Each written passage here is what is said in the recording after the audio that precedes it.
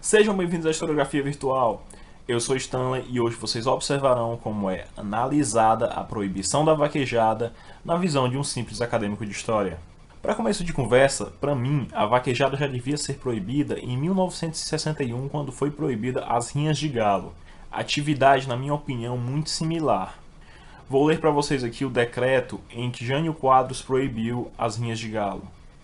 Rinhas de galo no Brasil. No governo Vargas, foi considerado contravenção penal. Contravenção penal é um tipo de crime leve, passível de multa. Em 1961, no governo Jânio Quadros, as brigas de galo foram proibidas através do decreto 550.620 de 1961. Eu vou ler aqui o decreto para vocês. Decreto número 50.620, de 18 de maio de 61. Proíbe o funcionamento das rinhas de galo e dá outras providências. Eu vou ler aqui duas providências que ele dá. Considerando que todos os animais existentes no país são tutelados do Estado, ou seja, são protegidos pelo Estado.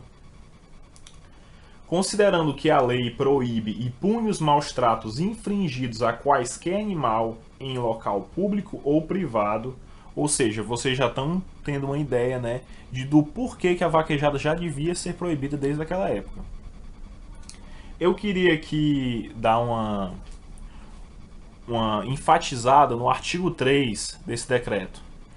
Artigo 3. As autoridades promoverão o imediato fechamento das rinhas de galo. Preste atenção nessa parte. E de outros locais onde se realizam espetáculos desta natureza. E cumprirão as disposições referentes à punição dos infratores e demais medidas legais aplicáveis. Ok, muita gente vai falar agora que as vaquejadas não entram nas rinhas de galo porque as rinhas de galo são apostas, são puramente cruéis com os animais, mas entra sim, e eu vou dizer exatamente o porquê. Os vaqueiros, os responsáveis pelo entretenimento da vaquejada, eles têm uma peculiar, digamos assim, maneira de tratar os bois.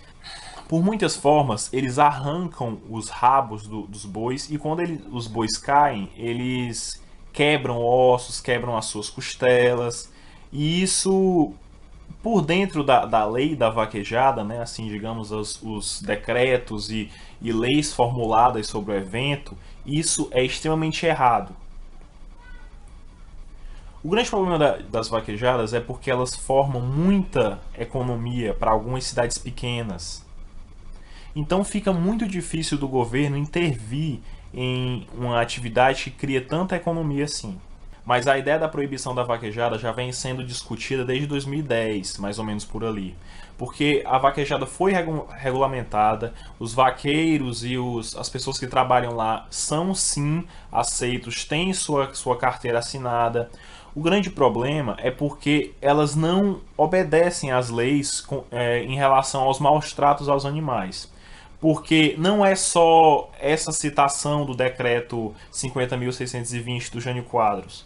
Na Constituição de 1988, aquela feita por Ulisses, que a gente usa hoje em dia, tem escrito gritantemente em relação a esses maus tratos a esses animais. No capítulo 6, artigo 225, parágrafo 7 da Constituição, tem dizendo mais ou menos assim: o Estado deve proteger a fauna e a flora.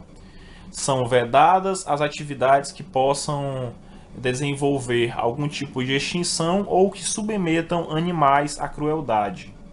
Isso está escrito na Constituição hoje e não foi mudado. Vocês podem dar uma olhada, vocês vão achar que ela foi mudada em 2000, mas foi mudada só a parte de mineração e alguns tipos de trabalhos dentro do meio ambiente. Aquela parte do capítulo foi mudada, mas essa parte que diz respeito aos animais, ela ainda é regulamentada do jeito que foi feito.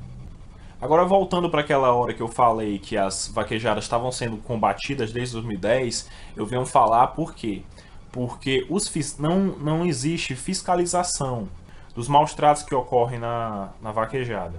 Eu vou ler aqui para vocês uma lei que foi instituída em 2013. Na verdade, ela começou a ser votada em 2012, mas ela só entrou em vigor em 2013. Foi sancionada em 2013. Então, ela fala exatamente sobre isso. Você vai perceber o quanto o deputado deixa implícito a sua real motivação. Você percebe que é por causa que não existe fiscalização. Preste bem atenção. Lei número 15.299 de 2013, sancionada em 8 de janeiro de 2013. Como eu falei, né, a lei foi sancionada em 8 de janeiro de 2013, mas ela foi votada, se eu não me engano, foi votada em dia 20 de dezembro. Eu separei aqui 2 artigos dessa lei, vocês podem ler ela na íntegra, que vocês vão ver que tem algumas outras coisas que dizem respeito aos vaqueiros e ao entretenimento que eu não quis colocar aqui, porque a gente está falando especificamente sobre os animais. Então eu coloquei aqui os 2 artigos que falam mais ou menos sobre isso. Artigo 2, parágrafo 2. A competição deve ser realizada em espaço físico apropriado, com dimensões e formato que propiciem segurança aos vaqueiros, animais e ao público em geral. Os animais não são favorecidos a essas dimensões e formato que dizem aqui na lei. Normalmente eles ficam presos, normalmente eles não são cuidados da forma que a lei que foi feita em 2013, a bem recente, diz do jeito que é para ser. Ela não é fiscalizada desse jeito. Artigo 4. Fica obrigado aos organizadores da vaquejada a adotar medidas de proteção à saúde e integridade física do público, aos vaqueiros e dos animais. Ou seja, se os organizadores da vaquejada são responsáveis pela integridade física do animal, assim como os vaqueiros também, que eles fazem parte da organização, quando um vaqueiro puxa de propósito o rabo de um animal até arrancá-lo e faz com que ele caia e quebre suas costelas, ele está sendo contra a lei, ele está sendo criminoso. Continuando no artigo 4, nós temos mais 2 parágrafos que eu queria citar. Parágrafo 1. O transporte, o trato, o manejo e a montaria do animal utilizado na vaquejada devem ser feitos de forma adequada para não prejudicar a saúde do mesmo.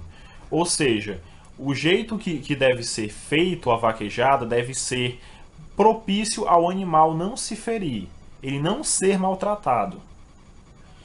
Na mesma hora que o vaqueiro puxa de propósito só para fazer o entretenimento crescer dentro da plateia, isso está sendo fora da lei mais uma vez. Agora o parágrafo 3. Parágrafo 3. O vaqueiro que por motivo injustificado se exceder no trato com o animal, ferindo ou maltratando-o de forma intencional, deve ser excluído da prova. Vocês percebem o quanto o deputado está botando os pingos nos is, mostrando que a culpa é da fiscalização, a culpa é porque eles não prestam atenção no quanto maltratam o animal. Aqui eles falam também na lei completa, na íntegra, eles falam também todas as partes que diz respeito aos vaqueiros e tudo. Mas essa parte é o animal, os maus tratos aos animais, certo? Então, o deputado quis deixar explícito a sua indignação contra essas atividades, o porquê delas serem melhor revisadas. Isso foi em 2013, ontem praticamente, nós estamos em 2016. Então quer dizer o quê? Se essa lei foi colocada em prática, em 2013, e ela não teve o seu objetivo, aconteceu essa lei de 2016 agora, de 6 de outubro. O problema por nós termos hoje uma proibição da vaquejada em 6 de outubro é porque as vaquejadas não estavam aderindo ao que a lei está dizendo. Elas não estavam fazendo o jeito certo. Elas não estavam fazendo acontecer do jeito que é para acontecer. E por isso elas sofrem hoje.